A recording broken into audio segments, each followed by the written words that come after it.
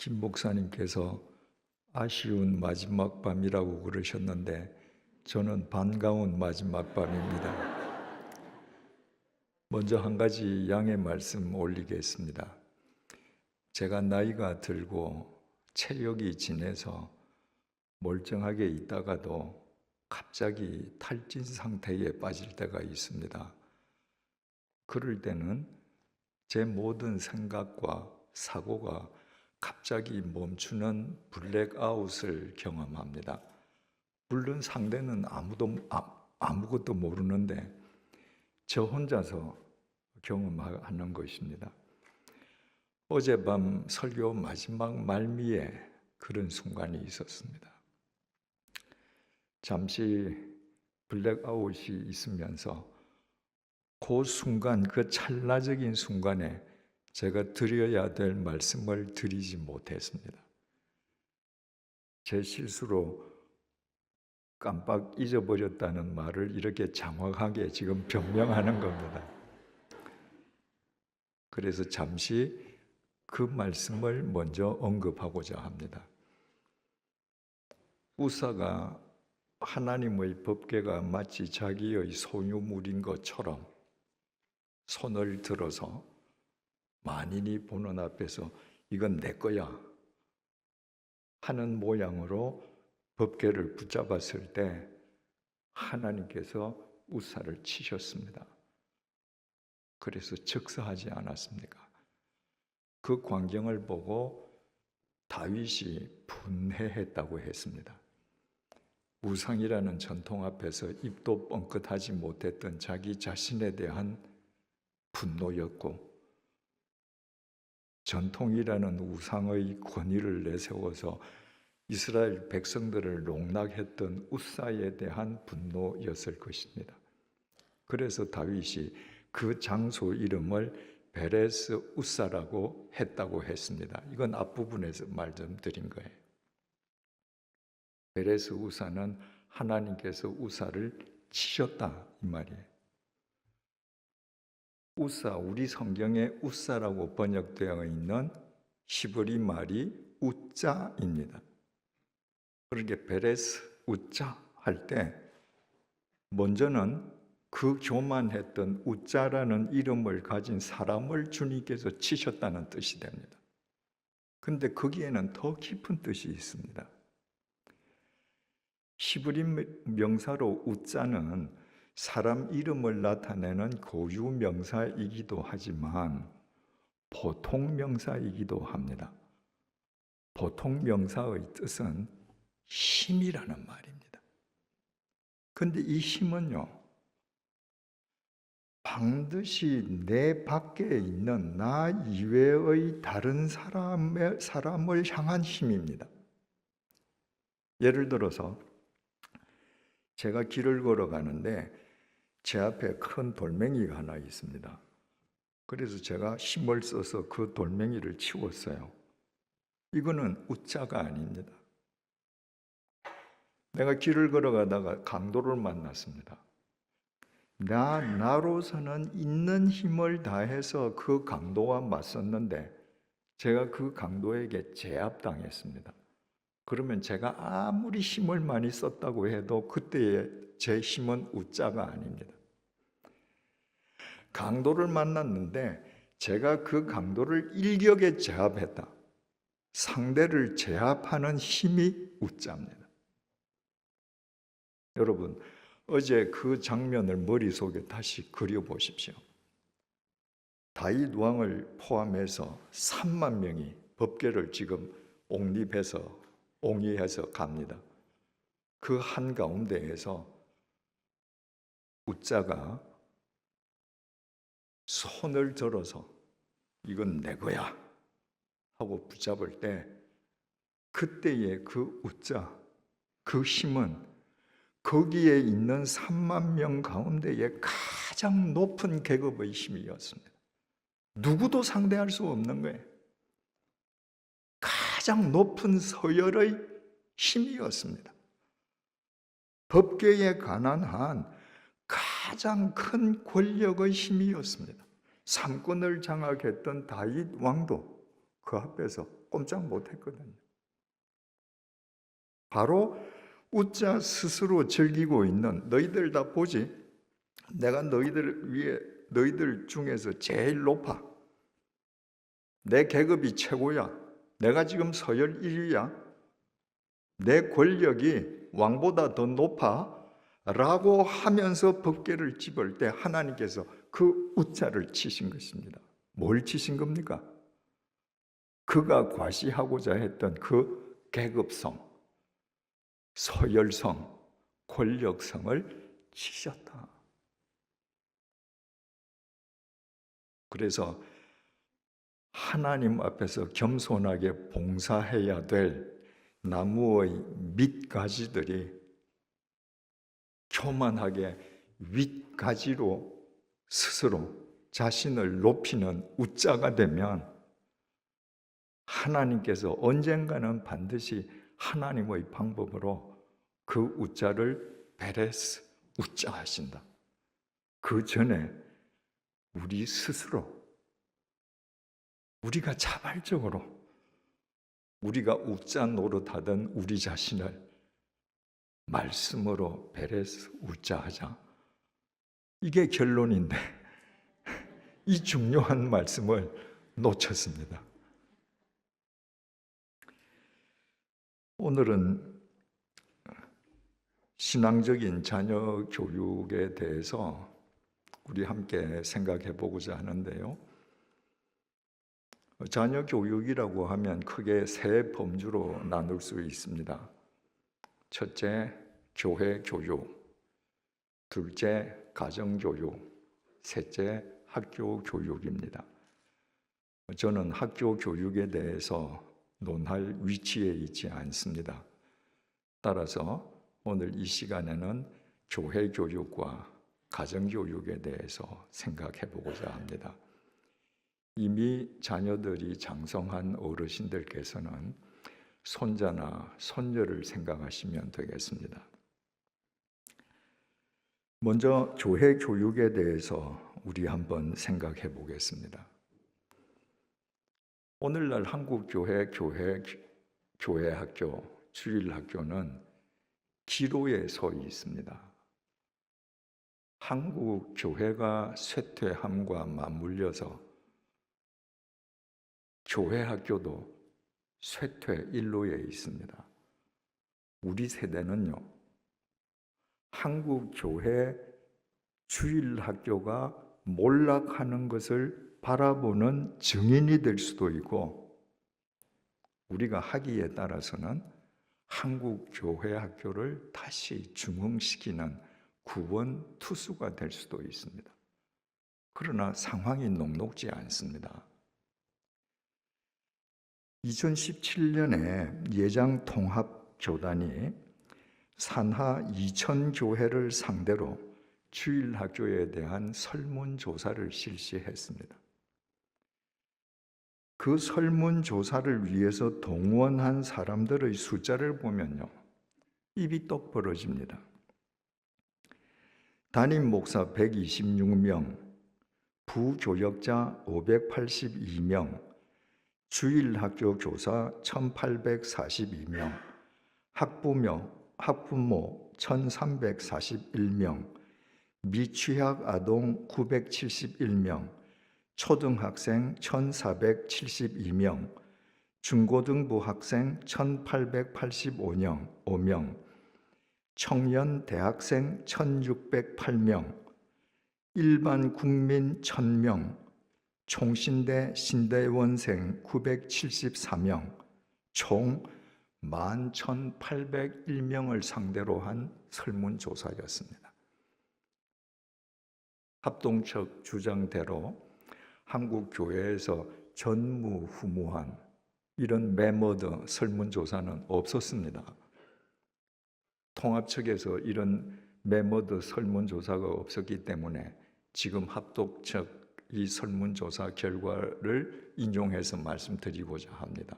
왜냐하면 합동 측에서 조사한 이 문제점이 한국 교회의 문제점을 그대로 드러내고 있기 때문입니다. 그 설문조사를 보면 크게 세 가지 문제가 나타나 있습니다. 첫 번째가 주일학교의 존립 문제입니다. 이 설문조사에 응한 교회 가운데 10개 중에 3교회가 아예 주일학교가 아예 없었습니다. 이유는 주일학교 학생이 한 명도 없는 겁니다. 몇 해 전인가 기도 공부를 통해서 통합적 교회 가운데에서도 주일학교가 없는 교회가 상당 퍼센테이지에 이른다는 기사를 제가 본 적이 있습니다.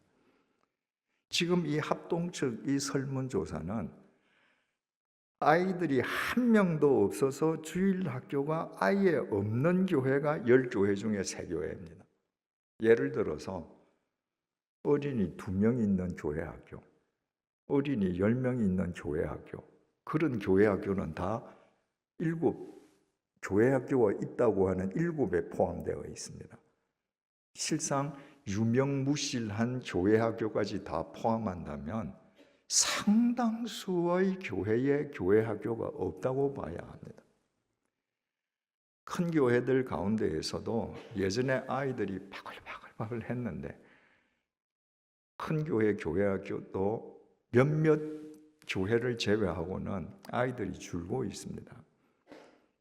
그래서 교회 지도자들은요, 어떻게 해서 교회 학교를 활성화할 것인가 연구합니다. 근데 제가 보기에는 늘 헛다리를 짚습니다. 여러분, 한국 교회에서 왜 교회 학교 아이들이 없어졌습니까?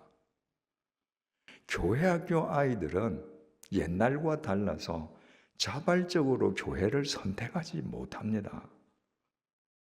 옛날에는 한 동네 교회가 하나 있었습니다. 어린아이들이 다 그냥 놀러 가면 교회 가는 거예요. 지금은 그렇지 않습니다. 어느 교회든지 그 동네 마을 교회가 아니라 큰 지역 교회입니다. 아니면 서울 전체를 상대로 하는 교회들도 많죠. 그러니까 다 부모님들이 지하철을 타거나 자동차를 타거나 해서 교회를 옵니다. 그게 어릴 때부터 아이들은 교회 선택권이 없어요. 부모 따라오는 겁니다. 영아들은 어머니 품에 안겨서, 유치원생들은 손잡고, 그 아이들이 없어졌습니다. 무슨 얘기입니까? 주일 학교에 다닐 적정 연령 아이들의 부모대가 교회를 떠났다는 겁니다. 어떻게 주일 학교를 다시 중흥시킬 것인가? 방법은 하나밖에 없습니다.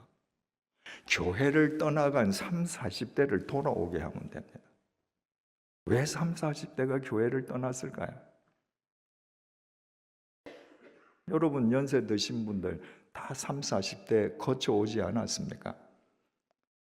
30, 40대가 어떤 세대입니까? 시성과 이성을 바탕으로 이 세상에 대해서 모든 것을 비판적인 시각으로 보는 세대들입니다. 그 세대들이 있기 때문에 미래가 새로워지는 겁니다. 정말 귀중한 보배 같은 세대들입니다. 그 이성과 지성으로 세상을 비판하는 세대가 없으면요, 이 세상은 시간이 갈수록 낙후됩니다. 이 보배로운 30, 40대 그 젊은이들의 시각으로 볼 때 교회가 교회다운가? 아닌 겁니다. 제가 만약에 지금 30, 40대다. 그리고 어릴 때부터 교회를 다녔는데 30, 40대가 되었다. 아마 저도 심각하게 고민할 것 같습니다. 내가 교회 다녀야 되는가? 부패한 가톨릭 교회가 장악한 중세 유럽의 종교 권력, 사회, 경제, 정치 모든 그 기득권을 장악한 가톨릭과 맞서서 왜곡된 세상과 교회를 새롭게 하기 위해서 프로테스트한 사람들이 개신교를 세웠습니다. 세월이 흘러가면서 개신교회들은 개교회의 기득권을 지키기 위해서 이 21세기 이 민주적인 시대에 가장 비민주적이고 가장 폐쇄적이고 가장 시대에 뒤떨어진 개토가 되었습니다. 그냥 이거 용납되는 사람들끼리만 좋은 겁니다. 여러분 어제 장로와 권사, 안수집사, 서리집사 직분의 권력화, 서열화에 대해서도 말씀드렸습니다만은 매번 얘기하지 않습니까? 종교개혁 시대에 개신교는 만인 제사장을 표방하면서 태동되었다고요. 가톨릭은 지금도 내가 죄를 지었는데 신부님을 찾아가서 고해 성사를 해야 됩니다. 내가 하나님 앞에 직접 회개 못합니다. 그런데 우리 주님께서 돌아가실 때에 지성소의 휘장이 찢어졌습니다. 대제사장만 1년에 한 번 돌아갈 수 있던 그 지성소의 휘장이 찢어짐으로 누구든지 하나님 앞에 나아갈 수 있게 되었습니다. 그래서 우리는 하나님께 직접 기도합니다. 베드로의 말처럼 우리 모두가 왕 같은 제사장이 된 겁니다. 그런데 주일 예배 시간에는 장로님들만 기도합니다. 이게 만인 제사장입니까? 젊은이들이 볼 때에 이런 이율 배반이 어디에 있습니까?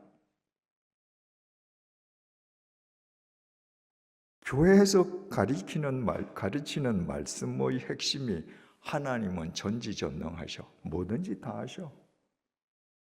하나님은 무소부재하셔. 그러면서 헌금 봉투에 이름 쓰라고 그럽니다.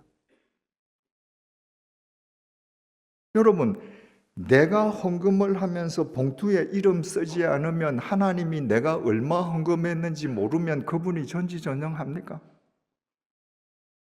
무소부재합니까? 그런데 이름 쓰라고 합니다. 아무리 미사 여구를 동원해서 명분을 쌓아도 누가 얼마 헌금하는지를 알고 싶은 사람이 알고 싶어서 쓰라고 하는 겁니다. 여러분, 젊은이들 이거 용납될까요? 기독교인들 절에 찾아가면 초파일에 그 사찰 천정에 걸려있는 연등들 보고 다들 비웃잖아요. 돈 낸 크기만큼 연등 크기가 달라지죠. 거기에 다 이름이 써여 있습니다. 시주한 사람 이름이죠. 그러면서 다 속으로 아니 부처님은 이름 안 쓰면 모르시나? 이러고 옵니다.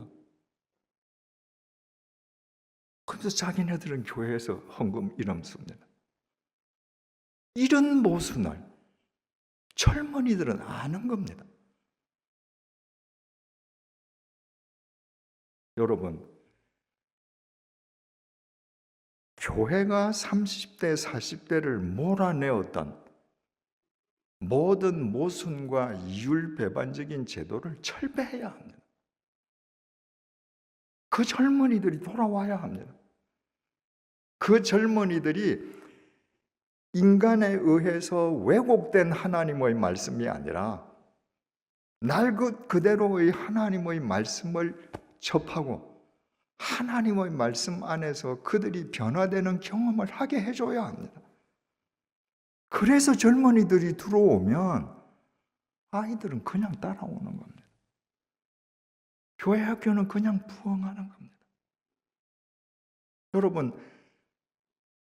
여러분의 신임, 여기서는 위임 목사님이라 그러네요. 위임 목사님 젊습니다. 이런 젊은 목사님이 목회하실 때 30, 40대들이 돌아올 수 있도록 여러분들 함께 고민하고 도와드리십시오. 두 번째 문제는요, 합동에서 그 응답을 통해서 드러난 두 번째 문제는 교단에서 개발한 공과 교재, 합동 측에서는 생명의 빛이라고 제목이 붙어 있습니다. 그 공과 교재가 만족스럽지 못하다는 거예요. 그래서 교단이 사용하라고 한 공과를 사용하지 않는다고 응답한 교회가 41.3%입니다. 교단이 만들어준 공과를 사용한다고 응답한 58.7%의 교회도 그 공과에 다 만족한다는 말은 아니었을 것입니다. 통합적도 거의 대동소이할 것입니다. 왜 생각 있는 사람들이 볼 때 공과를 만족할 수 없는가? 여러분, 저는 그 이유를 확실히 압니다. 제가 사회생활을 하다가 37살 때 신대원에 들어갔습니다. 이제 신대원 들어가서 1학년 된 겁니다. 근데 입학하고 얼마 있지 않아서 총회 교재를 개발하는 그 부서에서 저한테 연락이 왔습니다. 올해 여름 성경학교 교재하고 내년도 공과를 만드는데 위원으로 참여해 달라는 겁니다. 이유는 제가 신대원에 들어가기 전에 출판사를 경영했다는 경력, 그게 다였습니다. 저는 신대원에 들어가기 전까지 성경도 한번 제대로 읽어본 적이 없습니다. 저는 신학교 들어가서 비로소 성경을 제대로 한 번씩 읽기 시작했습니다. 그런데요, 저기 출판사 사장 하던 사람이 신대원에 들어왔네. 당신 들어와요. 교재 만듭시다. 사양했습니다. 저는 그럴 자격이 없습니다. 제가 작년 12월경에 아주 젊은 목사님을 만났습니다. 그랬더니 그 젊은 목사님도 신대원 다닐 때 저하고 똑같은 제의를 총회로부터 받았더라고요. 그분도 신대원에 들어가기 전에 출판 관련 일을 하신 분이었던 겁니다. 여러분, 교재를 이렇게 만듭니다. 여러분, 아이들에게 어떻게 하나님의 말씀을 전해주는가? 얼마나 중요합니까? 그런데 이렇게 비전문가들을 불러 모아서 교재를 만듭니다. 그래서 그 교재를 보면요, 성경이 이야기하고자 하는 성경의 깊은 뜻은 없고 전설적인 영웅담이나 우상들의 이야기만 있습니다. 제가 예를 들어 볼까요? 대한민국 거의 모든 교단 공과에 다 보면요, 기드온과 300 용사 이렇게 되어 있습니다. 기드온이 300명 용사를 데리고 미디안 13만 5천 명과 싸워서 이겼다는 거예요. 용사라는 겁니다. 여러분, 성경은 그 300명을 가리켜서 한 번도 용사라고 부르지 않습니다. 하나님께서 기드온을 불러서 너 미디안을 물리쳐라. 그래서 그 기드온이 워낙 그 미디안 군대가 강력하니까 하나님 앞에서 뭐 진짜면 뭐 당신이 진짜면 이렇게 해봐 주세요, 저렇게 해봐 주세요 다 하지 않습니까? 그리고 미디안과 맞서기 위해서 사람을 모았는데 3만 2천 명이 모였습니다. 하나님께서 기드온에게 이야기합니다. 기드온아,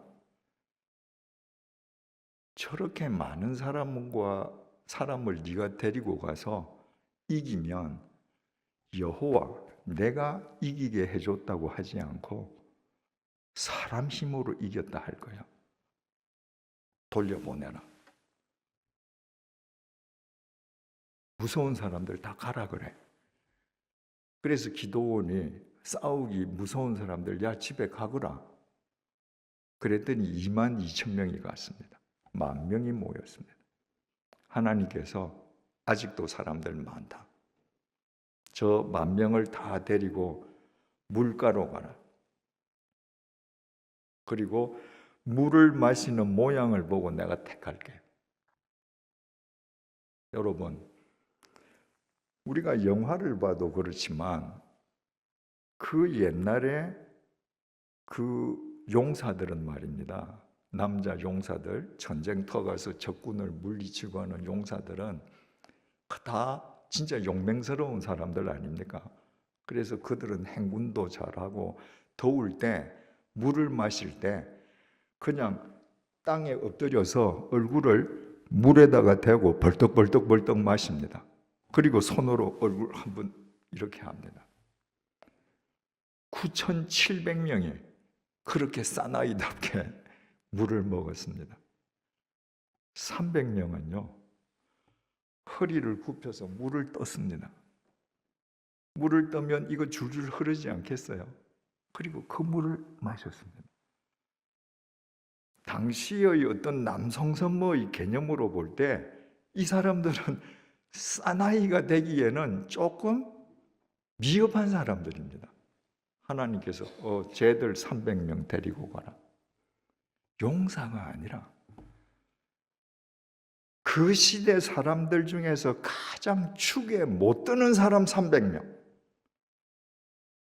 축에 못 드는 사람 300명이라도 나 여호와가 너희들을 이끌면 13만 4천 명도 오합지졸 추풍낙엽처럼 쓰러진다 보여주신 거예요. 그걸 아이들에게 가르쳐 줘야죠. 300명 용사하니까 나는 용사가 안 되면 저런 거 못 하겠네. 아닙니다.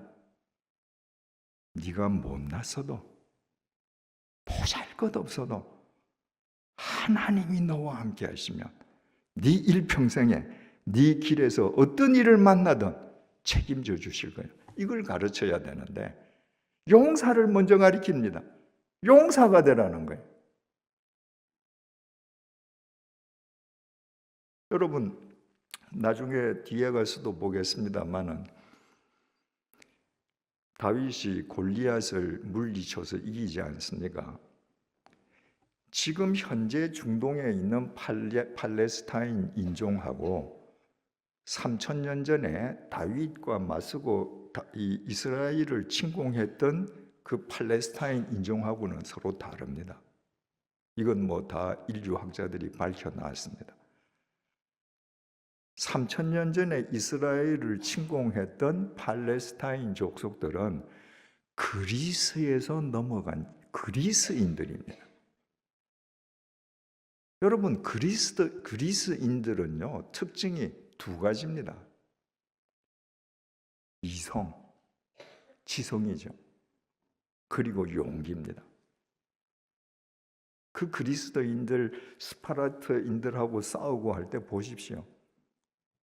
용감하게 싸우고 장렬하게 죽지 않습니까?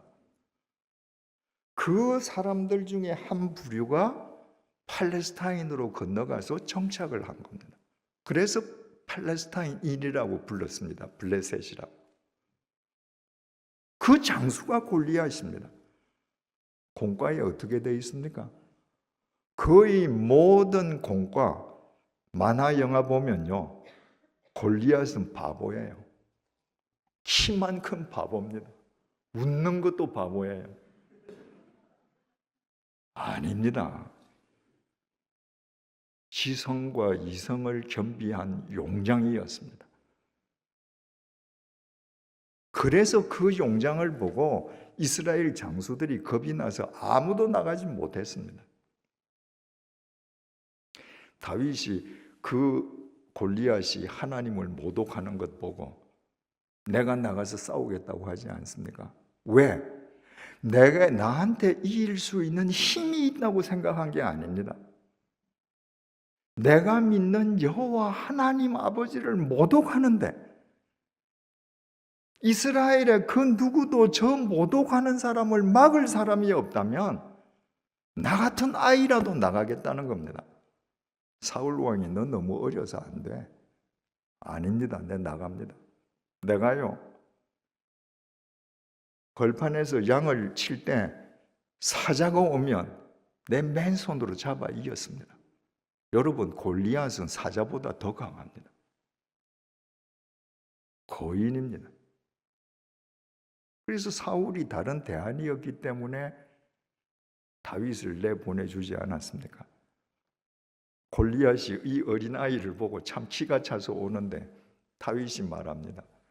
너는 창과 칼을 가지고 오거니와 나는 네가 모욕하는 만군의 여호와의 이름으로 너한테 간다.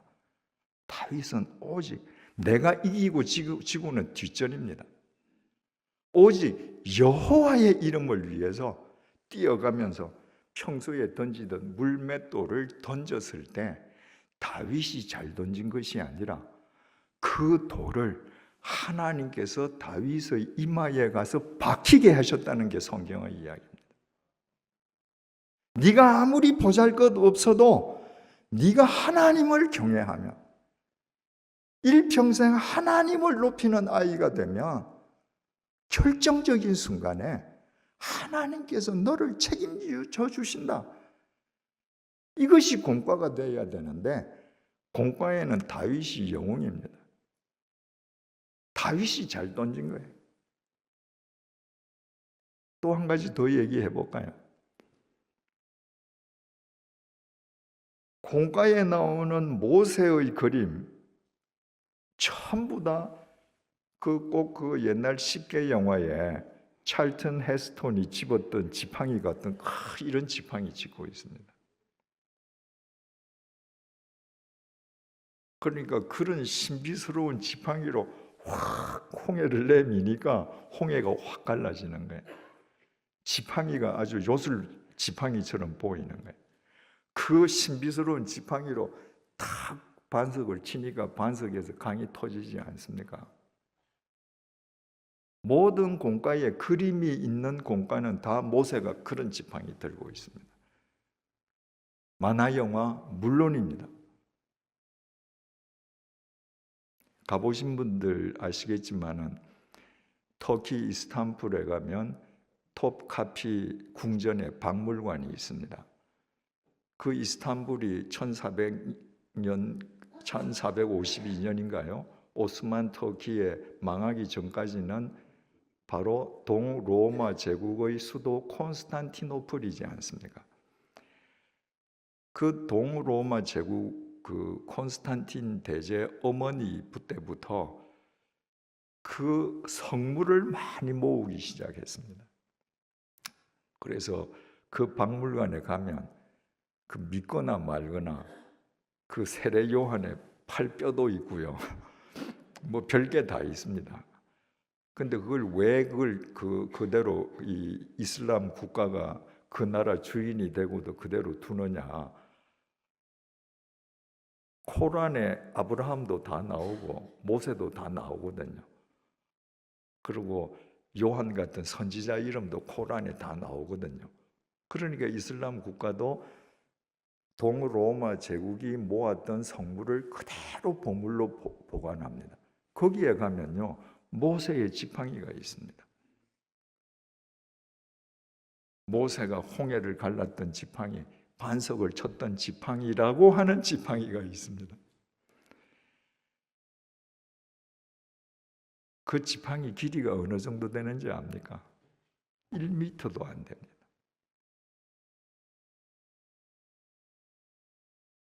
제가 스위스에서 제네바 한인교회를 섬기고 오기 전에 서울에서 방학을 맞아서 아이들이 왔을 때 터키를 같이 여행하면서 그 궁에 들어갔습니다. 박물관에 갔더니 제 한 아이가 물었습니다. 아빠, 이게 진짜 모세 할아버지 지팡이 맞아요?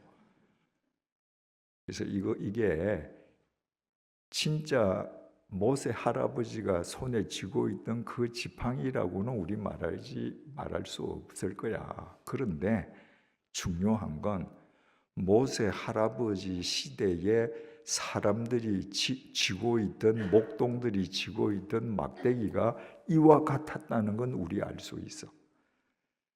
여러분, 모세가 40년 동안 양치기 하던 시내 반도에는요, 시나이 반도에는요, 이런 신비스러운 나무가 없습니다. 거기에서 구할 수 있는 나무 중에서 가장 긴 건 이 정도예요. 여러분들 지금도 터키나 이 중동 지방에 가시면요, 지금도 목자들은 이 정도의 막대기 들고 있습니다. 큰 나무들이 나지 않으니까. 뭘 얘기해요? 모세 손에 쥐어 있는 막대기가 보잘것없는 마른 막대기라도 하나님께서 그 막대기와 함께 하시면 홍해가 갈라진다는 거예요. 공과가 이걸 가르쳐 줘야 됩니다. 그런데 마치 모세의 지팡이가 신비한 것처럼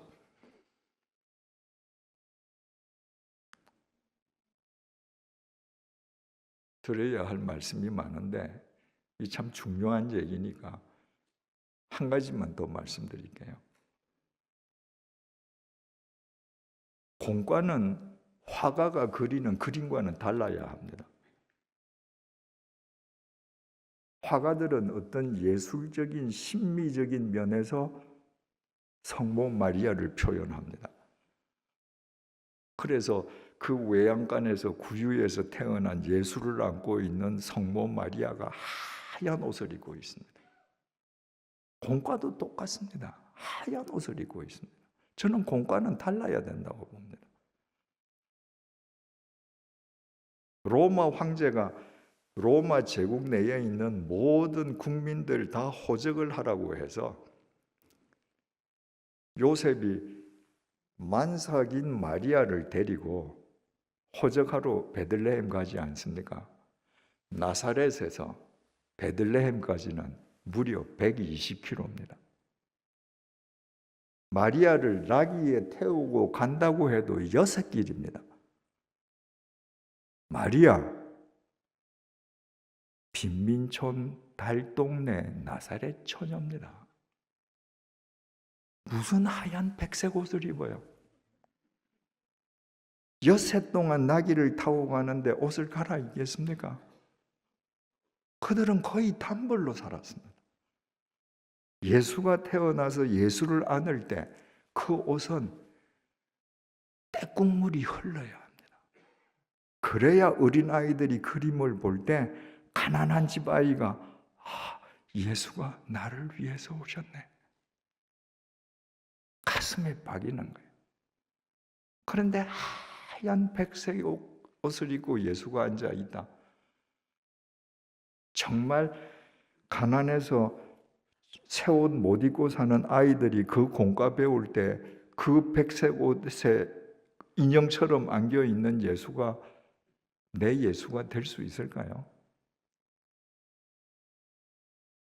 저는 신학교 들어가자마자 공과를 개발하는 위원이 되라. 그래서 거절하고 제 눈으로 공과를 다 살펴보고 그래서 저는요 주님의 교회를 목회하면서부터 제가 목회하는 교회에서는 전부 교재를 만들어서 썼습니다. 주님의 교회에서는 교육 목사님, 전임 목사님 중심으로 주님의 교회에 나오는 아이들에게 맞도록 영아부부터 고등부까지 교재 다 만들었습니다. 100주년 기념교회 다 만들었습니다. 여러분, 연동교회는 어떻게 하는지 모르겠지만 만들어야 합니다.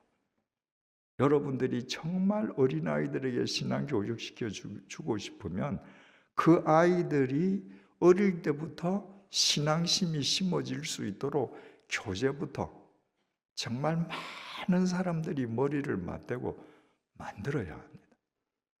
이 교제와 관련돼서요, 또 한 가지 중요한 그 대목이 있는데,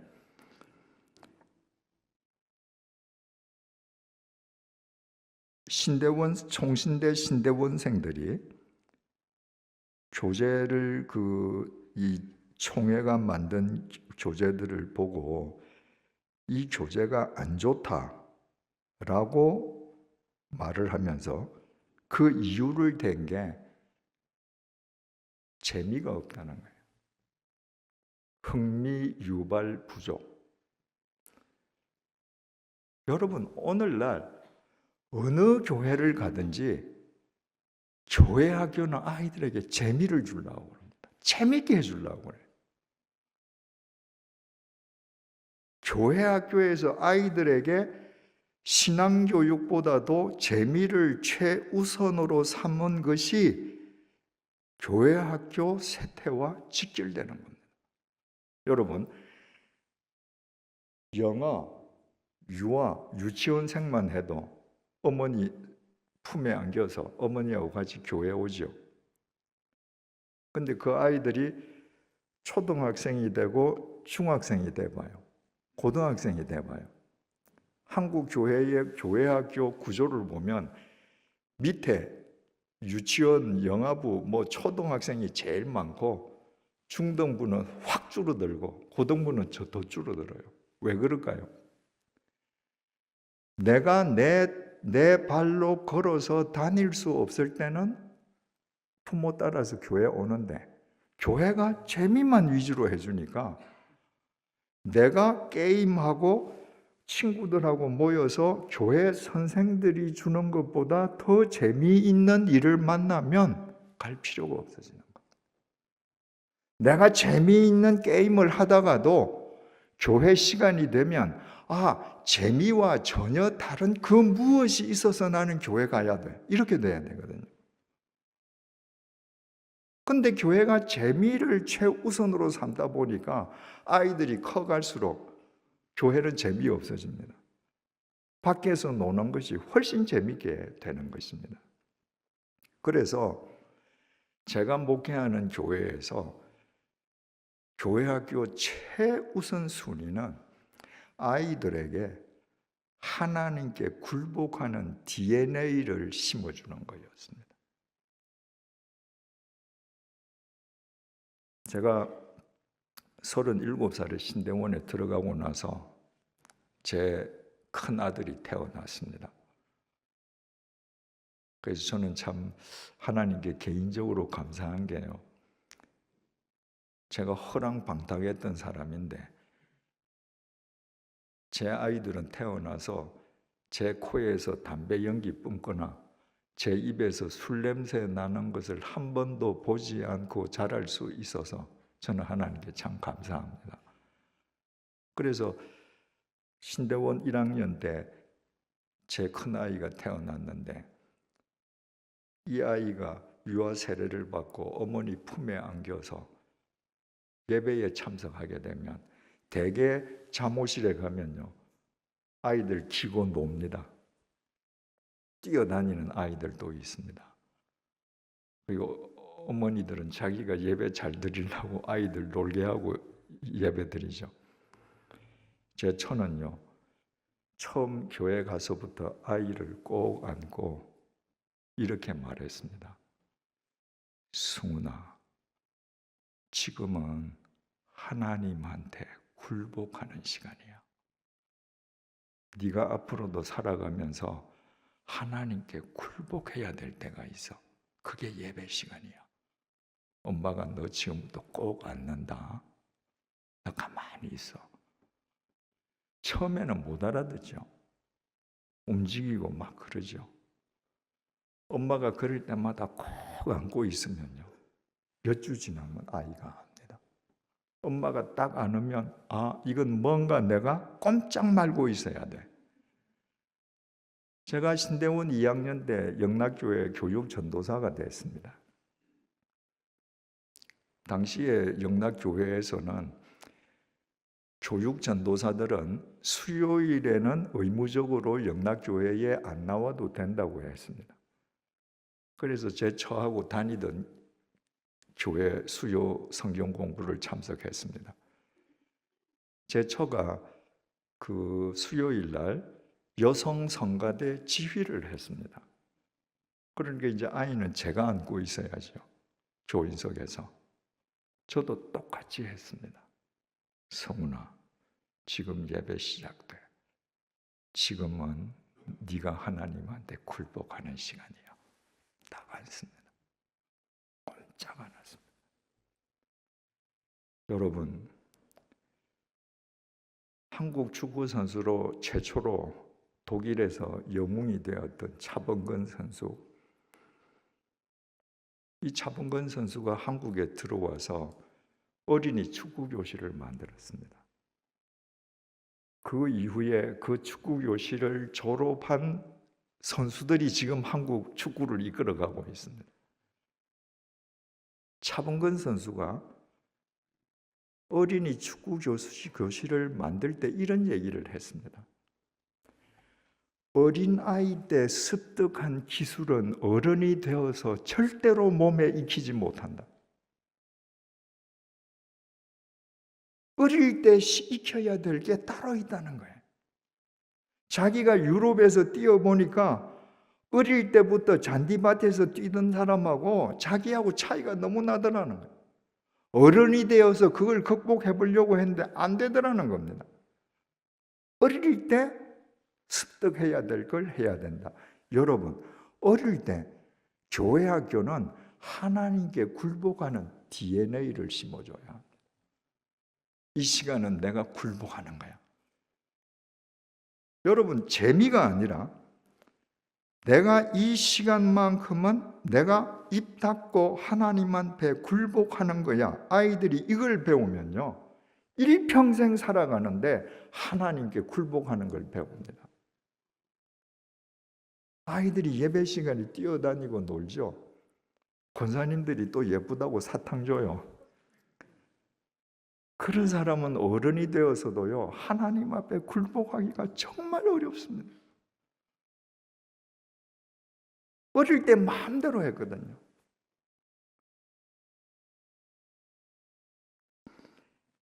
세 번째 그 설문조사에서 문제점은 주일학교 그 사역자 그리고 교사의 전문성 부족.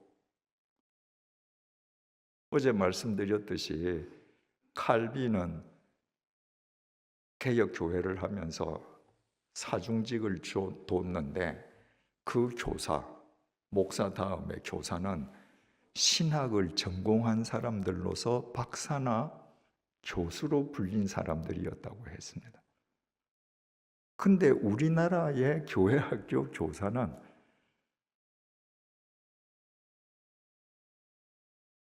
그냥 지원하면 되는 겁니다. 어린아이들을 가리키는데 어린아이를 낳아보지도 않은 청년들이 제일 많습니다. 왜? 청년들 봉사심이 제일 많으니까 부탁해서 좀 해달라 그러는 거죠. 제가 신대원에 시험을 치고 나서 발표 날 이제 신대원에 가서 보니까 제 이름이 있습니다. 그래서 이제 장신대에서 나오면서 그 학교 앞에 있는 서점에 들어갔습니다. 그러니까 그 합격된 사람 명단에 없는 사람이면 서점에 안 들어가겠죠. 합격된 학생만 뭐 책 사러 들어갈 거 아닙니까? 제가 책을 이렇게 고르는데요, 누가 전도사님 그래요. 그 저는 전도사가 아니니까 뭐 반응 없이 계속 책을 보는데 또 전도사님 그래요. 그래서 양옆을 보니까 저밖에 없어요. 부르는 분이 서점 사장님이신 거예요. 그래서 제가 돌아보고 저요? 그랬더니 맞대요. 저 전도사 아닌데요. 그랬더니 아니 지금 오늘 저 합격자 명단에 있지 않았습니까? 그래서 예, 있었습니다. 이렇게. 그러면 전도사야 이러는. 그러면 전도사야. 여러분 이렇게 쉽게 전도사가 됩니다.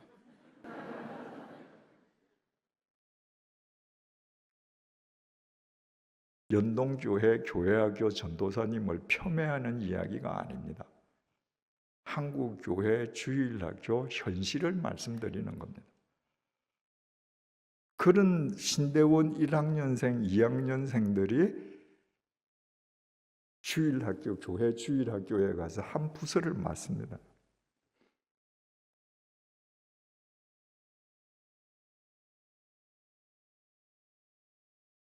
훈련되지 않은 교사들이 아이들을 가르칩니다. 그러다 보니까 재미 위주가 됩니다. 여러분, 정말 교회가 이 어린아이들은 현존하는 미래인데 이 아이들이 있어야 우리의 미래가 공고해지는데 정말 이 아이들이 바른 신앙생활하고 이 교회에 들어온 아이들이 미래의 신앙인으로 사회에서 한 몫을 담당할 수 있게끔 만들기 위해서는 여력이 있는 교회는 반드시 교회 학교를 전담하는 목사님이 있어야 합니다. 그래서 저는 주님의 교회에서도 교육 담당 전임 목사님이 있었고요. 이것도 모자란다. 왜냐하면 백주년 기념교회에서는 제가 오래전에 주님의 교회에서 목회할 때보다 훨씬 더 많은 아이들이 나왔기 때문에 제가 퇴임하기 한 7년 전부터 교회 학교만 전담하는 교장 목사님을 따로 뒀습니다. 당신이 지금부터 교장이다. 교회 학교 어린이들 초등부 졸업할 때 졸업장 당신 이름으로 발고요. 당신이 전적으로 책임져요. 그리고 제가 퇴임하면서 제 후임으로 네 분의 담임 목사님들이 공동 목회를 하게 되었는데 그 네 분 담임 목사님 가운데에 한 분이 교회 학교만 전담하는 담임 목사님이십니다. 또 이 정말 청년들 아이도 낳아보지 않고 교회를 위해서 아이들을 위해서 열심으로 하는 그 청년들과 더불어서 저는 교회 학교 교사의 어머니들이 많이 지원해야 된다고 봅니다. 어머니들이 내 아이와 다른 아이들을 신앙적으로 같이 양육해야 되는 겁니다. 절대로 일주일에 한 번 교회 학교 가서 내 아이가 신앙인으로 완전히 자랄 수 있다고 생각하면 그것은 내가 집안에서 아이 다 버릇없이 만들어 놓고 유치원 보내면서 유치원 갔다 오면 예절 바른 아이가 될 거야 라고 착각하는 거하고 똑같습니다. 그래서 부모님들이 교회 학교 교사하는 데 관심을 가져야 되고 여기에 가정교육이 대두되는 것입니다.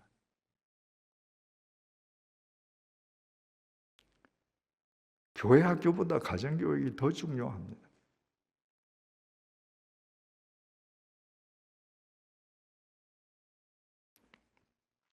가정교육을 시키는데 어린 아이들 놓고 야 이제부터 아빠 엄마가 가정교육 시킨다 들어 그런 거 아니지 않습니까? 가정교육을 시키는 가장 좋은 시간과 장소는 식탁입니다. 밥 먹으면서 이야기하는 겁니다. 서로 이야기하는 겁니다. 이야기하면서 부모의 가치관이 아이들에게 심어지고 부모의 신앙관이 아이들의 신앙관이 되고 부모의 인격이 아이들의 인격에 스며들게 됩니다. 제가 요즘 가장 안타깝게 생각하는 커플들이요, 식당에 가면 젊은 부부들이 밥을 먹으면서 아이들한테 전자기기 주는 거예요. 우리 좀 편하게 먹게. 아이, 너는 이거 만화 영화 봐. 여러분, 그건 부모와 자식의 대화를 단절시키는 첩경입니다. 그 아이가 그거 보면 재밌는데 엄마가 얘기 좀 하자면 하겠습니까? 아닙니다. 밥을 먹을 때 1시간이든 뭐 매일이면 더 좋지만 다 직장 생활하시고 다 힘드시면 일주일에 하루라도 토요일이라도 아이들하고 밥을 먹는 겁니다. 거기에서 아이들의 인격이 다 세워지고 정서가 깊어집니다. 그러면 그 아이들과 밥을 먹으면서 이 아이가 정말 이런 신앙인, 이런 사회인으로 자라나기를 바란다는 하나의 상을 갖고 있어야 됩니다. 그리고 그 상대로 부모가 살아야 합니다. 보여주면서 밥을 먹을 때 이야기하는 거죠. 예수님을 올무에 빠뜨리려고 하는 그 율법사가 예수님한테 질문을 던지지 않습니까? 선생님, 율법 중에 어떤 율법이 제일 커요? 예수님께서 어떤 대답이든지 하면 이건 올무에 빠지는 거예요. 율법사들은 당시의 신학 박사들 아닙니까? 모세오경에 있는 율법의 조항을 그 사람들은 613개 조항으로 나누었습니다. 그리고 율법 중에 뭐 하지 마라, 말하고 하는 소극적인 명령을 365개, 이것 하라 라고 명령하는 적극적인 명령을 248개로 분류를 하고, 이 신학 박사들끼리 매일 앉아서 어떤 계명이 더 크냐 하고 갑론을박을 벌였습니다. 그 질문을 예수님한테 던진 거예요. 그 예수님께서 만약에 A가 제일 커, 그러면 그 사람들은 당장 그러면 B는 안 크다는 말이네, 이러고 이제 시비를 걸 수 있는 거죠. 근데 그 질문을 받으신 주님께서 마태복음 22장 37절에서 40절을 통해서 이렇게 말씀하십니다. 내 마음을 다하고 목숨을 다하고 뜻을 다하여 주 너의 하나님을 사랑하라 하셨으니 이것이 크고 첫째 되는 계명이요. 제일 큰 계명 내가 대답할까? 너 마음을 다하고 목숨을 다하고 뜻을 다해서 주 너의 하나님을 사랑하는 것이야. 이건 신명기 6장 5절입니다. 율법사들에게 율법으로 대답하시면서 이게 제일 커. 근데 말이야, 둘째도 그와 같으니, 둘째도 그와 같다고 하는 말은 첫째, 둘째 하니까 둘째가 첫째보다 못하다는 게 아니라 둘째도 첫째와 똑같은 비중과 무게를 가지고 있어. 그게 뭐냐 하니까 내 이웃을 내 자신과 같이 사랑하라 하셨으니, 이거는 레위기 19장 18절 말씀입니다. 이 두 계명이 온 율법과 선지자의 강령이니라. 예수님이 오셨을 때는 신약 성경이 없지 않습니까? 아직까지. 그 온 율법, 율법서, 온 선지자, 선지서, 그걸 합치면 그게 구약 성경이에요. 이 두 말씀이 성경의 핵심이다. 성경이라는 집이 하나님 사랑과 사람 사랑이라는 이 두 기둥 위에 지어졌다. 율법사들이 더 이상 뻥끗도 못했습니다. 주님의 이 말씀에 압도당한 거죠. 성경의 핵심은 우리들어 이웃을 사랑하라는 겁니다. 나만 사랑하는 게 아니라 저 사람도 이웃을 사랑하는 겁니다. 그러니까 더불어서 공생하는 겁니다. 예수님께서 우리에게 새로운 계명을 주셨습니다. 요한복음 13장 34절에서 35절입니다. 새 계명을 너희에게 주노니 서로 사랑하라. 내가 너희를 사랑한 것 같이 너희도 서로 사랑하라. 너희가 서로 사랑하면 이로써 모든 사람이 너희가 내 제자인 줄 알리라. 주님께서 우리에게 새 계명을 주셨는데 너희 서로 사랑하라. 사랑하면서 공생해라. 너희들이 서로 사랑하면서 공생하면 그것으로 사람들이 내 제자인 줄 알게 될 거야. 바꾸어 말해서 너희가 서로 사랑하면서 공생하지 못하면 너희들은 내 제자일 수가 없어. 이 말씀입니다. 그러니까 공생이라는 것이 우리에게 주어진 가장 중요한 목표이자 과제인데, 공생이 중요한 줄은 다 알면서 사람들이 공생을 잘 못합니다. 더불어 살지 못해요. 이유는 두 가지입니다. 공생의 중요성은 알지만 공생의 본질이 무엇인지를 모르는 거예요. 두 번째, 공생의 대전제가 자립이라는 것을 모르는 겁니다. 자립하는 사람만 공생할 수 있습니다. 우리 어린아이들과 자녀들과 식탁에서 밥 먹으면서 가르쳐 줘야 될 게 공생의 본질을 가르쳐줘서 공생인이 될 수 있게끔 자립이 뭔지를 행하게 하면서 자립인이 되게 해주는 겁니다. 공생의 본질은 첫째로 공생한다는 것은 법의 문제입니다. 여러분, 거룩하신 하나님과 죽을 수밖에 없는 죄인인 우리는 절대로 더불어 공생할 수 없습니다. 근데 하나님께서 하나님과 우리가 공생할 수 있는 길을 주셨습니다. 요한복음 14장 15절입니다. 너희가 나를 사랑하면 나의 계명을 지키리라. 요한복음 14장 31절 나의 계명을 지키는 자라야 나를 사랑하는 자니. 하나님과 동행하는 방법은 주님 안에서 하나님의 법을 지키는 겁니다. 내가 하나님의 법을 지키면 매일매일 하나님과 더불어 살 수 있습니다. 인간관계가 똑같습니다. 우리 다 달라요.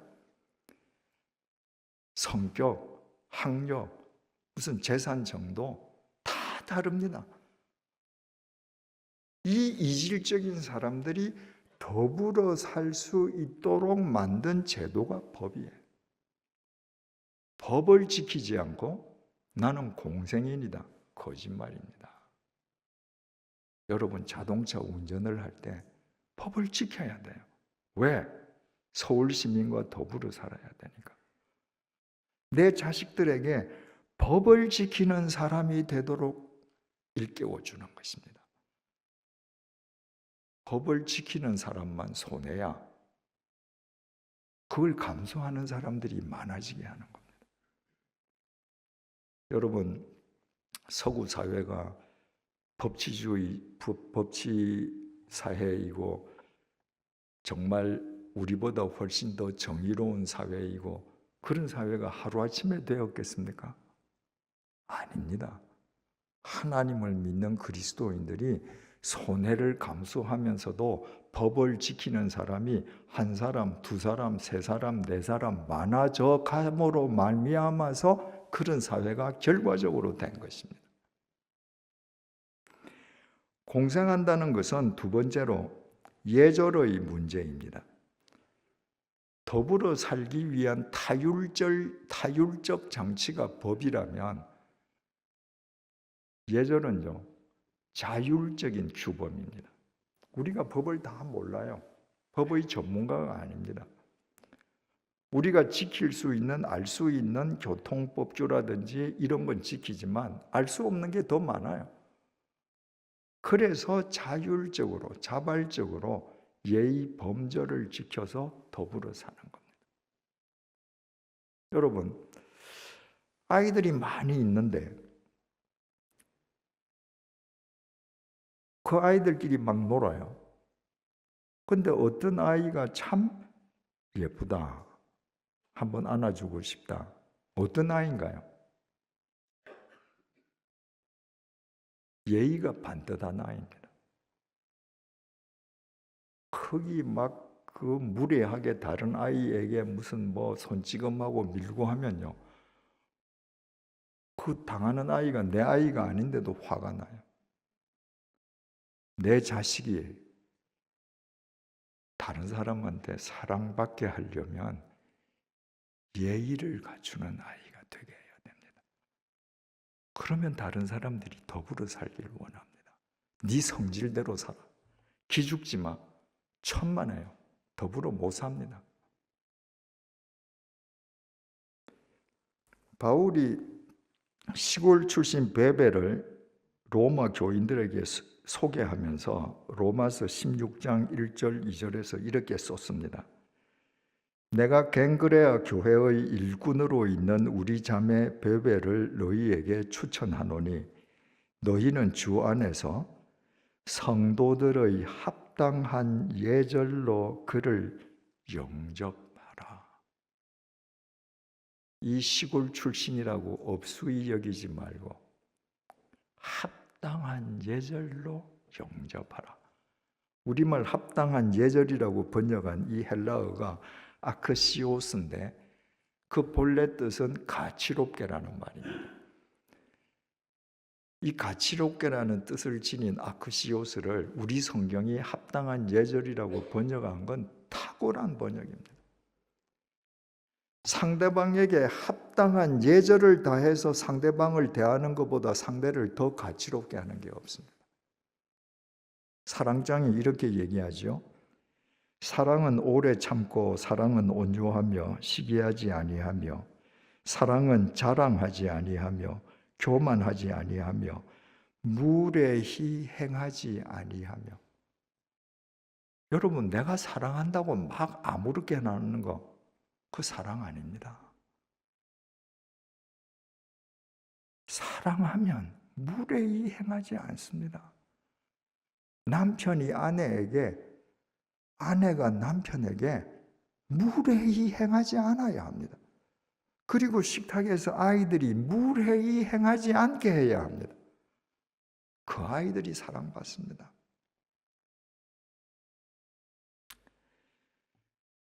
공생은 세 번째로 물질의 문제입니다.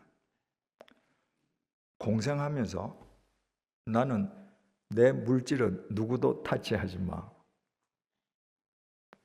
그런 사람 공생 못합니다. 누가복음 10장에 선한 사마리아 사람이 나오는데 뭘 했습니까? 길을 가다가 강도 만난 사람을 만났습니다. 그 피해자는 제사장도 레위인도 그냥 내버려 둔 사람입니다.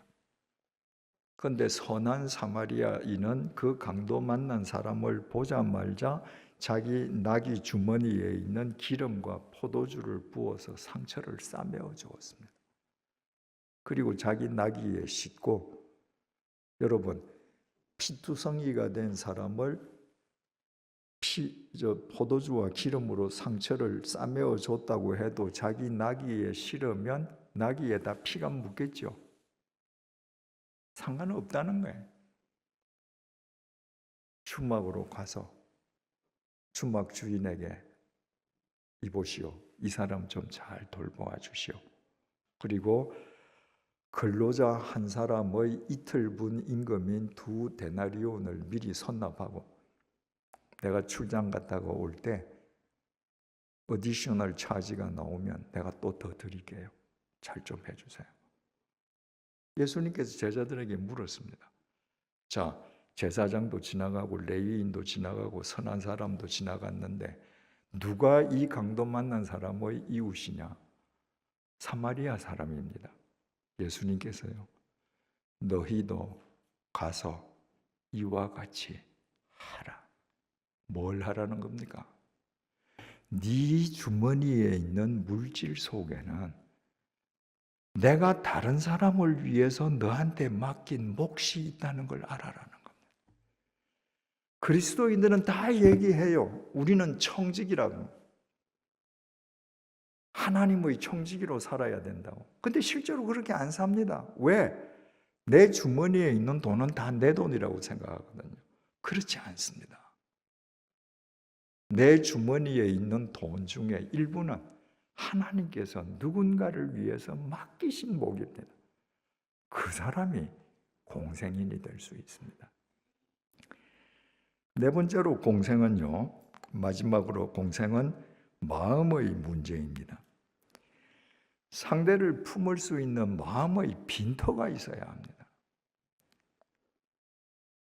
이기적인 사람에게 공생이 불가능한 건 그 사람의 마음은 자기만 아는 이기심이 가득 차서 다른 사람을 품을 공간이 전무한 거예요. 빌립보서 2장 5절에서 8절 우리가 잘 알죠. 너희 안에 이 마음을 품어라. 어떤 마음입니까? 곧 그리스도 예수의 마음이니 그는 근본 하나님의 본체시나 하나님과 동등됨을 취할 것으로 여기지 아니하시고 오히려 자기를 비워 종의 형체를 가지사 사람들과 같이 되셨고 사람의 모양으로 나타나사 자기를 낮추시고 죽기까지 복종하셨으니 곧 십자가에 죽으심이라. 주님께서는 이 세상 모든 죄인들을 다 당신 마음에 품으시기 위해서 십자가의 제물이 되셨습니다. 그 마음을 품으라는 거예요. 여러분, 내 마음에 사람을 품고 있지 않는데 어떻게 공생이 되겠습니까? 내가 내 마음속에 몇 사람이나 품고 있나 간단하게 확인하는 방법이 있습니다. 여러분이 기도하실 때 여러분의 남편, 아내, 자식, 부모, 여러분의 혈연, 여러분 사업체 관련 빼고 아무 상관없는 몇 사람을 위해서 기도합니까? 그 사람이 여러분 마음속에 품은 사람입니다. 기도는 노동이거든요. 이거 하기 싫은 거예요. 근데 다른 사람까지 위해서 내가 기도한다? 대부분 안 합니다. 그 마음속에 그 사람이 안 담겨 있기 때문에. 내 마음속에 내 가족 아닌 누군가가 담겨 있으면 담겨서 눈을 감으면 보이는데 기도하게 되는 거죠. 아이들하고 밥 먹을 때 너희 반에 혹시 어려운 아이 없네? 넌 그러면 그 아이 어떻게 대하니? 다른 아이들은 그 아이 안 놀리니? 그 아이가 도시락은 제대로 싸우니? 혹 내일 너 갈 때 그 아이 무슨 간식 하나 네가 살짝 갖다 주면 어떨까? 이런 대화를 통해서 아이들 마음속에 다른 사람을 품는 마음을 확장시켜 줄 수 있는 것입니다. 공생의 필요성을 역설하면서도 실생활 속에서 공생이 이루어지지 않는 두 번째 이유는 공생의 대전제가 자립이기 때문이라고 했습니다. 자립하지 않으면 공생을 못합니다. 성경은 일관되게 우리에게 우리 자식들이 자립할 것을 명령합니다. 레위기 19장 9절에서 10절 말씀입니다. 너희가 너희의 땅에서 곡식을 거둘 때에 너는 밭 모퉁이까지 다 거두지 말고 내 떨어진 이삭도 줍지 말며 내 포도원의 열매를 다 따지 말며 내 포도원에 떨어진 열매도 줍지 말고 가난한 사람과 거류민을 위하여 버려두라. 나는 너희의 하나님 여호와이니라. 이 명령은 시혜자의 법칙입니다. 은혜를 베푸는 사람의 법칙.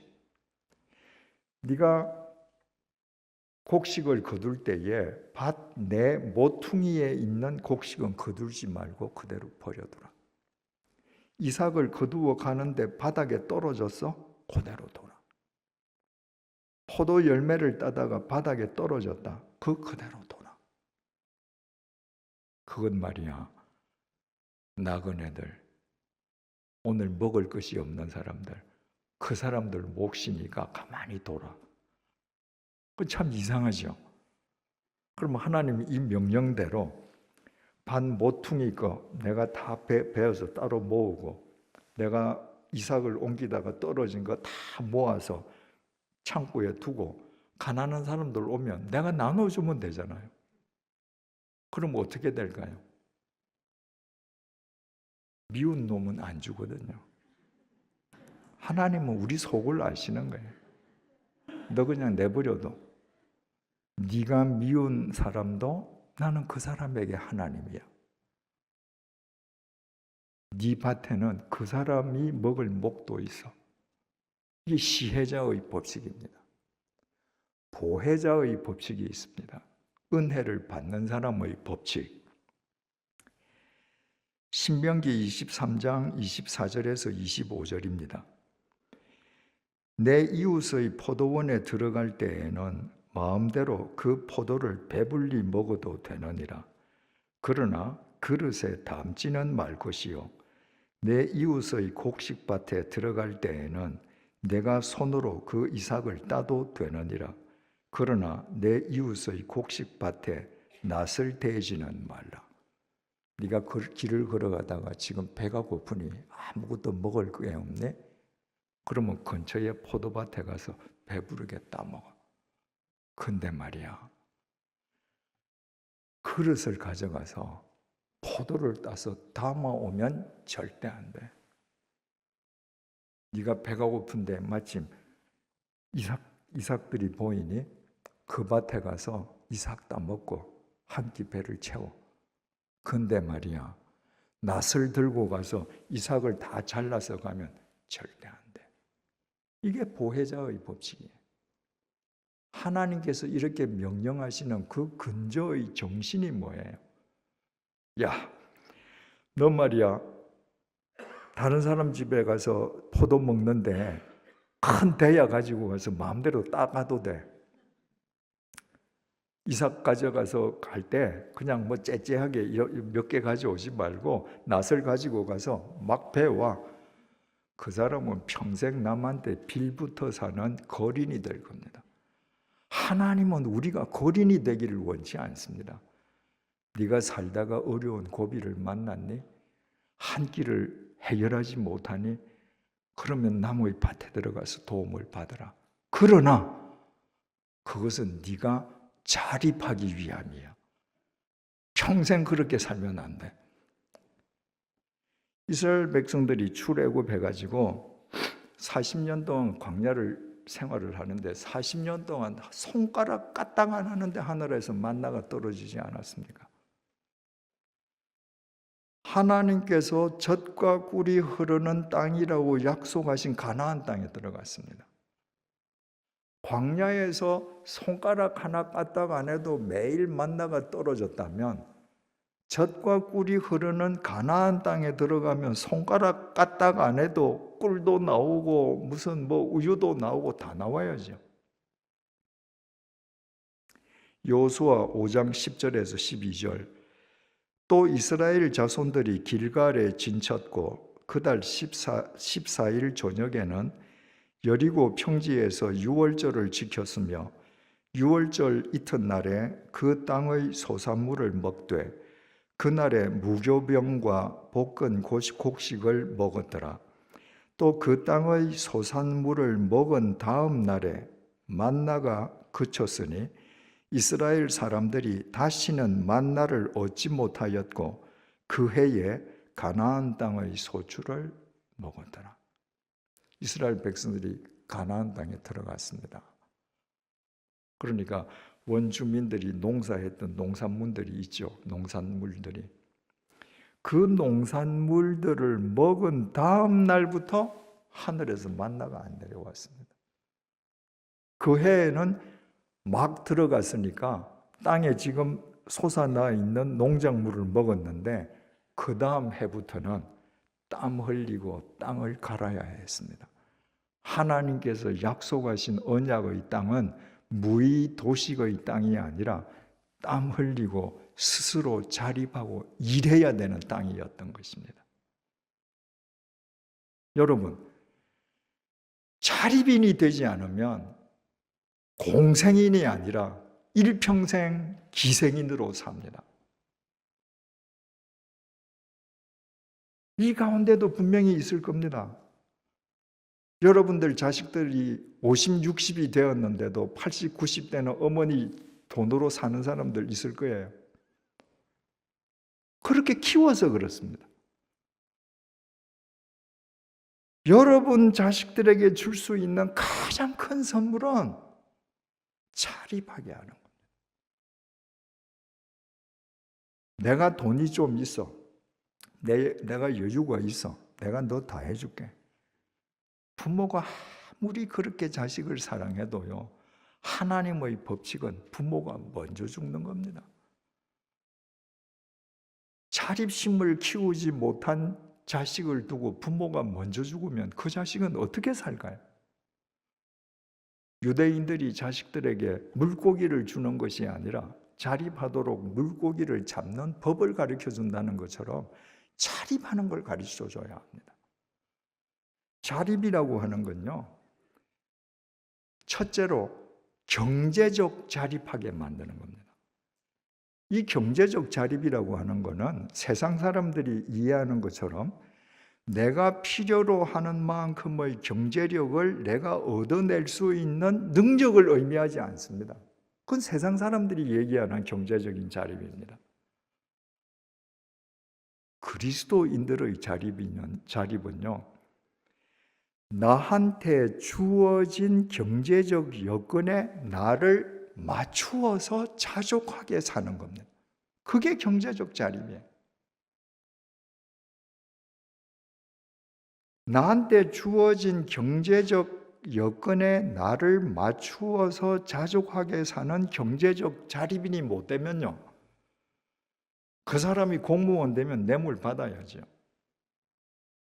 내가 필요로 하는 만큼의 돈이 있어야 되니까 내 직위를 이용해서 내가 필요로 하는 만큼 돈을 긁어야 됩니다. 내게 주어진 경제적인 여건에 나를 맞추어 놓는 자립인이 되면 그런 공무원은 세상을 바꿀 겁니다. 여러분 다 같이 빌립보서 4장 13절 한번 외워보십시다. 시작. 다시요. 시작.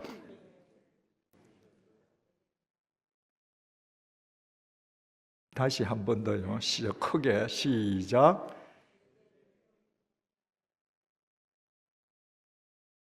예. 그거 어떻게 외우셔요? 내게 능력 주시는 자 안에서 내가 모든 것을 할 수 있느니라. 그 한국 그리스도인들 거의 다 외웁니다. 왜? 내 입맛에 맞거든요. 얼마나 좋아요. 내게 능력 주시는 자 안에서 내가 모든 것을 다 할 수 있대. 그러면 여러분 이번에는 이제 방금 그게 빌립보서 4장 13절이니까 빌립보서 4장 11절 12절 외워봅시다. 시작.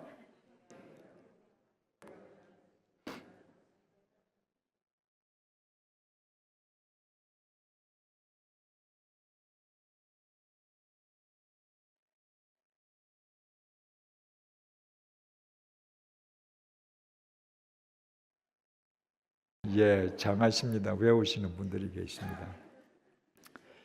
빌립보 4장 13절보다요 4장 11절 12절이 더 중요합니다. 바울이 4장 11절 12절을 통해서 이렇게 얘기합니다. 내가 궁핍함으로 말하는 것이 아니니라. 어떠한 형편에든지 나는 자족하기를 배웠노니 나는 비천에 처할 줄도 알고 풍부에 처할 줄도 알아 모든 일 곧 배부름과 배고픔과 풍부와 궁핍에도 처할 줄 아는 일체의 비결을 배웠노라. 주석을 가하면 이런 말입니다. 난 말이야 정말 찢어지게 가난할 때도 있었어.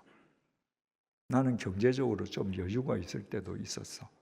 그런데 나는 내가 가난하다고 비굴해지지 않고 내가 경제적으로 여유가 있다고 교만하지 않고 언제든지 내게 주어지는 경제적 여건에 나를 맞출 수 있는 일체의 비결을 배웠어. 그랬더니 내게 능력 주시는 자 안에서 내가 모든 것을 다 할 수 있었어. 무슨 얘기입니까? 내가 돈에서 자유해지니까 하나님 안에서 내가 못할 것이 없었어. 왜 오늘날 교회가 힘이 없습니까? 돈의 노예가 되어 있습니다. 하나님보다 내가 필요로 하는 돈이 더 중요해요. 이걸 얻어야 해요. 다 경제적인 자립인이 아니기 때문에 그렇습니다. 내가 경제적으로 자식을 도와줄 수 있지만 자식이 스스로 일어설 수 있도록 자기에게 주어진 경제적인 여건에 자기를 맞추어 갈 때 그 자식의 삶 속에 창의력이 생기는 겁니다. 독창력이 생기는 겁니다. 그 헝그리 정신 속에서 이 세상의 모든 도전에서 이겨낼 수 있는 인내심이 생기는 겁니다. 그 자식들이 새로운 길을 만드는 겁니다. 네 얼마 필요해? 아빠 다 줄게. 걱정하지 마. 너 돈은 걱정하지 마. 네 하고 싶은 거 다 해. 그런 사람이 자기 마음대로 돈 쓰고 자기 인생을 탕진하는 경우는 세상에서 정말 많이 봤지만 그런 자식들이 세상을 새롭게 한 경우는 저는 73살이 되기까지 아직까지 본 적이 없습니다. 두 번째는요, 행위의 자립입니다. 행위. 내 자식이 지나간 자리는 다른 사람이 치우지 않도록 내 자식이 행위의 자립인이 되게 해야 합니다. 저 사람이 지나가면 뭔가 내가 치워야 돼. 그 사람하고 공생하려고 안 합니다. 하나님과 우리가 더불어 사는데도 행위의 자립 없이는 하나님을 쫓을 수 없습니다. 마태복음 7장 21절 나더러 주여 주여 하는 자마다 다 천국에 들어갈 것이 아니요 다만 하늘에 계신 내 아버지의 뜻대로 행하는 자라야 들어가리라. 야고보서 1장 22절 너희는 말씀을 행하는 자가 되고 듣기만 하여 자신을 속이는 자가 되지 마라. 행위의 자립인이 안 되면요, 여러분은 일평생 입으로만 예수 믿습니다. 내가 행위의 자립인이 될 때 내 손이, 내 발이 하나님의 손이 되고 하나님의 발이 되어서 이 세상을 변화시키는 거예요. 우리 자식들이 그렇게 돼야 됩니다. 세 번째로, 우리 자식들이 자립인으로 선다는 것은 의식의 자립인이 되는 겁니다. 생각의 자립인. 이 세상에는 진정한 자립의 걸림돌이 되는 그릇된 풍조나 관습이 만연해 있습니다.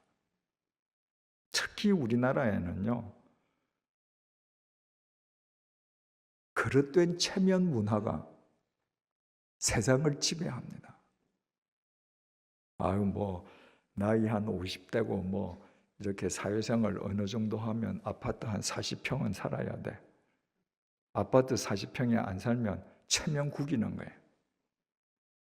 괜히 열등감 느끼는 거예요. 아니 내가 이 정도 되면은 자동차 대형 승용차 타야지. 여러분 우리나라 기름 한 방울 안 나는데 우리나라처럼 길거리에 대형차 많은 나라가 있습니까? 저는 한 60개국을 여행을 해봤는데요. 없습니다. 대한민국밖에 없습니다. 체면 문화에 얼마나 옷 화려하게 입습니까? 의식이 자립이 안 되니까 남의 눈에 종속되어 있는 거예요.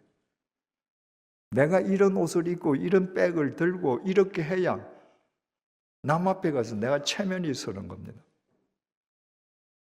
우리 자식들이 그런 의식이 남의 눈에 종속되는 의식의 비자유인이 아니라 우리 자식들이 내가 비록 지금은 경제적인 여건이 좋지 않아서 내가 남루한 옷을 입고 쪽방에 살아도 중요한 건 나야. 내가 재산이지 이 옷은 상관없어. 이런 사람이 세상을 바꿉니다. 자립인이 된다는 것은 마지막 네 번째로 영적인 자립인이 되는 겁니다. 여러분이 주일날 예배에 참석해서 목사님의 설교를 듣는 것은 한 주간을 살아가는 총론을 듣는 겁니다. 그 총론의 바탕에서 매일매일 현장의 삶 속에서 내가 어떻게 살아야 할 것인가, 그건 씨름해서 하나님께 질문하면서 내가 찾아야 해요. 이게 영적 자립인입니다. 내가 뭘 하든지 기도 많이 하는 권사님께 물어보고 해야지. 목사님하고 상담하고 해야지. 교구 목사님한테 물어보고 해야지. 여러분, 편의점을 경영하는 점주가 계시면 적어도 편의점을 경영하는 데는 그분이 전문인 아닙니까? 그분이 젊은 목사하고 상담해요. 이거 편의점 할까요, 말까요? 편의점 근처에도 안 가본 젊은 목사가 어떻게 합니까? 여러분 한번 생각해 보십시오. 내 자식이 자기만의 영혼을 갖는 영적 자립인이 되지 못해서 일평생 어떤 목사, 어떤 장로, 어떤 권사, 어떤 선교의 리더에게 종속되어서 사사건건 그 사람한테 전화하고 의논해서 그 사람이 하라는 대로 인생을 살아간다. 여러분, 그보다 비극이 어디에 있습니까? 식탁에서 이야기하면서 내 아이들이 스스로 질문하고 자답하면서 영적 자립인이 되게 해줘야 합니다.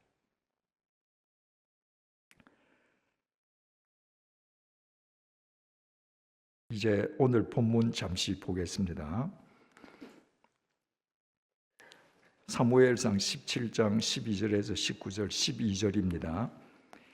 다윗은 유다 베들레헴 에브랏 사람 이세라 하는 사람의 아들이었는데 이세는 사울 당시 사람 중에 나이가 많아 늙은 사람으로서 8 아들이 있는 중, 지금 다윗의 아버지를 소개합니다. 다윗의 아버지 이름은 이세고, 그 이세는 사울 왕 치하에서 나이 많아 늙은 노인이었다. 그런데 그 이세에게 8명의 아들이 있었다는 거예요. 그러면 다윗 외에 몇 명의 아들이 또 있는 겁니까?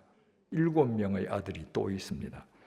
13절, 그 장성한 세 아들은 사울을 따라 싸움에 나갔으니 싸움에 나간 세 아들의 이름은 장자 엘리압이요, 그 다음은 아비나답이요, 셋째는 삼마며.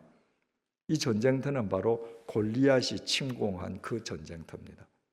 사울 왕 시절에 골리앗이 군대를 끌고 침공을 하니까 사울이 급히 군대를 모집했는데 이세의 8 아들 가운데에 첫째 아들, 둘째 아들, 셋째 아들도 차출되어 나갔습니다. 그러면 8 아들 중에 위에 3 아들이 지금 전쟁터에 나갔으면 집에는 다윗 외에 다윗 위로 지금 몇 명이 있는 거예요? 4명이 있는 거죠. 14절 다윗은 막내라 장성한 3 사람은 사울을 따랐고 8명 아들 가운데 다윗이 막내이기 때문에 전쟁터에 나간 3 형님을 빼더라도 4명의 형님은 지금 집에 같이 있는 겁니다. 15절 다윗은 사울에게로 왕래하며 이게 무슨 말인고 하니요? 사울 왕이 가끔씩 악귀에 시달렸습니다. 그런데 어떤 사람이 저 베들레헴에 다윗이라는 소년이 있는데 그 소년이 수금을 타면 그 얼마나 영험한지 모든 악귀가 물러간다. 그래서 사울 왕이 그 소년 불러와라. 그래서 다윗이 사울 왕 앞에서 수금을 타면서 노래를 했더니 진짜 사울 왕을 옥죄던 악귀가 물러갔습니다. 그런데 그 이후에도 종종 악귀가 사울 왕을 괴롭히면 사울 왕이 오라 하는 거예요. 그래서 다윗은 사울에게로 왕래하며 이미 이때 다윗은 영적 자립인이었습니다. 영적으로 누구에게 예속된 사람이 아니라 영적으로 다른 사람의 영을 맑게 해줄 수 있는 자기만의 영혼을 지닌 사람이었습니다. 그러면 사울 왕에게 안 갈 때는 뭐 했는가? 베들레헴에서 그의 아버지의 양을 칠 때에 집에는 지금 다윗 말고 4명의 형이 더 있습니다. 근데 다윗이 오면요, 다윗이 양을 쳐야 했습니다. 형들은 집에서 노는 거예요. 사울 왕이 패역했기 때문에 하나님께서 선지자 사무엘을 보내어서 너 이새의 집에 가서 그 아들 한 명에게 왕이 되는 기름 붓는 예식을 취하라. 그때에도 7명의 아들은 집에서 놀고 있었는데 막내 아들 다윗이 혼자서 들판에서 양을 치고 있었습니다. 행위의 자립인이었습니다.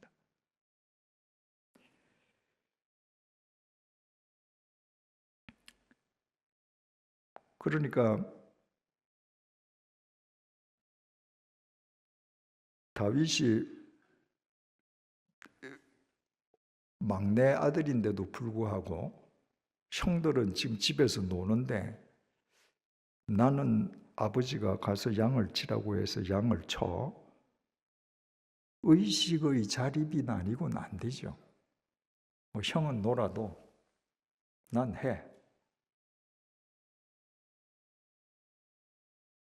여러분 형처럼 집에 있으면요, 양고기 구워서 좋은 식탁으로 매일 밥 먹어요. 가서 양치기 하면 말입니다, 들고 간 큰 빵덩어리 찢어서 마른 빵 먹는 거, 그게 다예요. 주어진 여건에 자족하는 사람이었어요. 완벽한 자립인인 셈입니다. 16절 그 블레셋 사람이 40일을 조석으로 나와서 몸을 나타내었더라. 바로 지금 골리앗 장군이 40일을 밤낮으로 나와서 이스라엘을 조롱하면서 하나님을 모독하는데 이스라엘 장군들은 다 지금 숨어서 나타나지 않습니다. 17절 이새가 그의 아들 다윗에게 이르되 지금 내 형들을 위하여 이 볶은 곡식 한 에바와 이 떡 10덩이를 가지고 진영으로 속히 가서 내 형들에게 주고. 당시는 사울 왕 초기여서 국가의 기틀이 잡히지 않았습니다. 그러니까 국가가 무슨 상비군을 편성하고 그 군대를 양성할 수 있는 군량미를 비축해서 전쟁이 나면 군량미를 풀고 이게 아니고, 전쟁이 나면 집집마다 아들을 차출해서 전쟁을 하는데 양식도 집에서 가져오게 한 거예요. 근데 이 전쟁 날수가 자꾸 길어지니까 아버지가 지금 다윗에게 야, 네가 말이야 전쟁터에 너희 형들한테 이 볶은 곡식 한 에바와 떡 10덩이를 가지고 진영으로 가서 형한테 줘라. 곡식 한 에바. 한 에바는요 21리터입니다. 우리 저 살 뜨는 되이죠. 되가 1.8리터거든요. 그게 되로 따지자면 12대, 한 말 2대예요. 이 곡식 메고 가라. 그리고 떡 10덩이. 어제도 말씀드렸지만 그 사람들 빵은 조각이 덩어리가 크거든요. 큰 이 빵 10덩어리. 이거 메고 가서 형들한테 줘라. 18절. 이 치즈 10덩어리를 가져다가 그들의 천부장에게 주고 내 형들의 안부를 살피고 증표도 가져오라. 또 치즈 10덩어리를 따로 주면서 이거는 그 전쟁터의 지휘관인 천부장들한테 나눠줘라. 그리고 그분들이 받았다는 증표 네가 받아와라. 19절. 그때에 사울과 그들과 이스라엘 모든 사람들은 엘라 골짜기에서 블레셋 사람들과 싸우는 중이더라. 지금 전쟁터는 엘라 골짜기입니다. 다윗은 베들레헴에 있습니다. 지금 떡 10덩이, 치즈 10덩이, 볶은 곡식 한 말 2대 이걸 메고 엘라 골짜기까지 가야 되는데 베들레헴에서 엘라 골짜기까지는 20km가 넘습니다. 하루 종일 걸어가요. 여러분, 다윗은 Why me? 아빠 왜 나예요? 저 형들 보내세요. 그러지 않았습니다. 아버지 말씀이 그때는 법입니다. 가겠습니다. 왜? 다윗의 마음에 형들이 있었거든요. 다윗은 이미 공생인인 거예요. 내가 이것 좀 힘들더라도 전쟁터에서 내 형이 이 음식을 먹고 전쟁을 잘 치러낼 수 있다면 내가 가는 겁니다. 여러분, 이때 다윗은 이미 완벽한 공생인과 자립인이었습니다. 하나님께서 그 다윗을 들어서 이스라엘 역사의 지평을 새롭게 했습니다. 여러분, 다윗 일평생에서 제일 잘한 게 뭔지 아십니까? 골리앗 장군을 이긴 게 아닙니다. 이때 아버지의 명령에 순종해서 이 무거운 걸 짊어지고 전쟁터로 간 겁니다. 이때 순종했기 때문에 전쟁터에 가서 골리앗을 보고 하나님을 모독하는 것을 보고 분노해서 여호와 하나님의 이름을 위해서 맞서서 우리가 아는 골리앗이 되었던 것입니다. 여러분, 우리의 자녀를 공생인과 자립인으로 키우는 것은 이렇게 중요합니다. 어제 수능일 아니었습니까? 아마 집집마다 시비가 엇갈릴 것 같아요. 여러분, 거기에 연연해하지 마십시오. 여러분들 자녀들에게 실패할 권리를 주십시오. 실수할 수 있는 기회를 주십시오. 그보다 자립인이 되기에 더 좋은 과정은 없습니다. 세상 사람들은 스펙을 원하지만 하나님께서는 공생성과 자립성을 원하십니다. 하나님은 그들을 들어서 쓰시기 때문입니다. 여러분, 미래는 그냥 오지 않습니다. 제가 지금 강대상에 있는 손을 들어서 제가 머리를 만졌다가 다시 내린다고 하십시다. 강대상에 있는 지금 현재 손 강대상에 있죠. 제가 드는 순간에 강대상에 있던 제 손은 과거입니다. 현재 손은 제 얼굴 높이에 있죠. 제가 머리를 잡지요. 이 높이의 손은 과거입니다. 이거 현재지요. 제가 다시 내려서 책상을 잡지요. 머리에 있던 손은 과거입니다. 여러분, 우리는 과거, 현재, 미래가 토막난 것처럼 생각합니다. 아닙니다. 제가 손을 머리에 올렸다 내렸다 올렸다 내렸다 하는 순간에 과거, 현재, 미래가 계속 엇갈려서 한데 어우러지듯이 과거, 미래, 현재는 한데 붙어 있습니다. 새로운 미래가 여러분들에게 오게 하려면 지금부터 뭔가를 해야 합니다. 구태의연하게 살면서 내 자식이 새로워질 것이다. 절대로 새로워지지 않습니다. 학교 공부로 새로워지지 않습니다. 같이 밥 먹으면서 그 아이들에게 여러분의 신앙으로 자립성과 공생성을 길러주십시오. 그러면 미래는 지금 여러분의 식탁에서부터 시작됩니다. 혹시 제가 사흘 동안 정언해 드린 말씀 가운데에 질문 있으신 분 계십니까?